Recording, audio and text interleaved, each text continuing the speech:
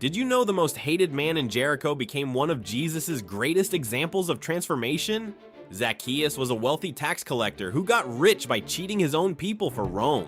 Everyone despised him. When Jesus came to town, crowds gathered everywhere. But Zacchaeus was too short to see over the people, so this grown man did something embarrassing. He climbed up a sycamore tree like a little child, abandoning all his dignity just to catch a glimpse of Jesus. Then something incredible happened. Jesus looked up at him and called him by name. He invited himself to Zacchaeus' house for dinner. The crowd was shocked. They grumbled about Jesus eating with such a sinner, but that single moment of being seen and accepted changed everything. Zacchaeus immediately gave half his wealth to the poor and promised to pay back 4 times what he had stolen. When you're desperate enough to humble yourself before God, even the most broken life can be transformed in an instant. Sometimes all it takes is one encounter with Jesus. Follow for daily faith motivations.